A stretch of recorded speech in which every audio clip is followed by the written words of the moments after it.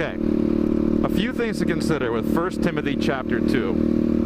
When the modern day church is looking at this passage, they primarily use this passage as the main way to say that a woman cannot teach or may be a pastor in a church, which would be the absolute incorrect way to interpret this passage. And let me give you three quick reasons, three quick things to look at as to why that would be.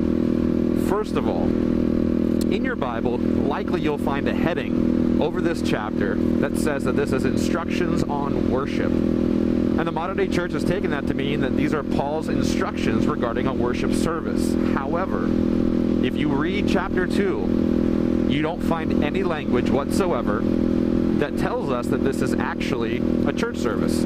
If you go to a passage like 1 Corinthians 14, you'll find lots of language talking about a congregation or the church gathered or community that lets us know that when Paul writes 1 Corinthians chapter 14, he is definitely giving us instructions regarding a worship service. So number one, 1 Timothy 2, not a worship service. Now it does say, Paul's words, I do not permit a woman to teach or have authority over a man. He is making a prohibitive statement against women teaching. But here is what we have to understand. Ephesians is written to the church in Ephesus, to Timothy, the leader of the church in Ephesus, about the things that are going on in the church in Ephesus. It is not written to you and I 2,000 years after the fact. It is written to a specific time, a specific place, and a specific group of people. So when he prohibits women from teaching, there's a reason. Something is happening in the midst of that church where Paul says the answer is saying a woman can't teach. And there's good reason for that. We know from 1 Timothy chapter 1, Paul wrote this letter and left Timothy with the church to stop false teaching from happening. And if we don't just take 1 Timothy chapter 2 all by itself, and we take it in the larger context of a letter that was written, because that's how it's meant to be read, in the larger context of a letter, then we can begin to understand that there is something about the false teaching that is prevalent in the church at Ephesus, whatever the false teaching is, that is particularly appealing to women. There are women who are talking to each other, particularly widows, and particularly young widows who have allowed this teaching into their home, and the wives are talking to each other. And so, that's one of the reasons that Paul tells Timothy not to worry about old wives' tales, not to pay any attention to myths. Okay? So there is a reason that Paul is prohibiting women from teaching in this church at this time, but that is not a prohibitive statement for all of time.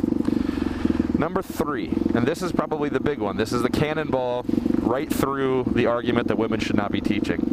And that is the word authority. He says, I do not permit a woman to teach or have authority over a man. And, of course, our English Bible does translate that as authority. But the honest truth is, the word authority that Paul uses, the word that we translate, when Jesus says the word authority, we translate into a Greek word. It's the same word that Paul uses. It's exousia. And that means exactly what you think it means. It means authority, jurisdiction, leadership, leadership over. That is the same, that is that word.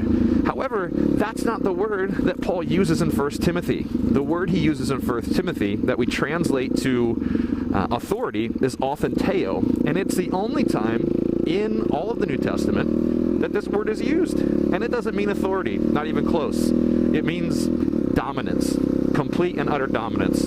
If we were trying to find a way to use this word in a sentence that would actually give a good description as to how this word is meant to be understood, we would say things like, what an executioner does to a prisoner would be authenteo. What Cain did to Abel was authenteo.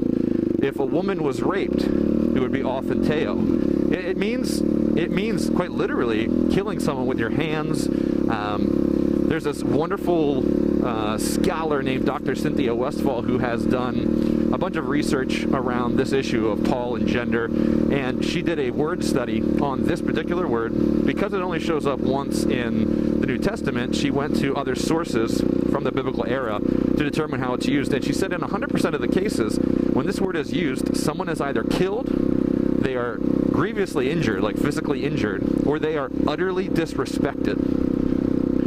So when Paul says, I don't permit a woman to teach, he has good reason, because the false teaching that's prevalent in the Ephesus church is particularly aimed at women. And two, when he says, I don't permit a woman to have authority over a man, he's not talking about a woman who is a pastor. He's not talking about someone in the modern day church becoming a pastor. He is talking about a relationship that is so focused on dominating power that it will end up leaving the person that authenteo is done to either killed, hurt, or completely and utterly disrespected.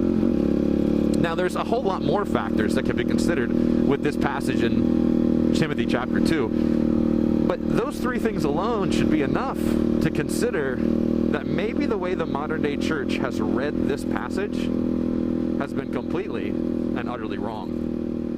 What do you think?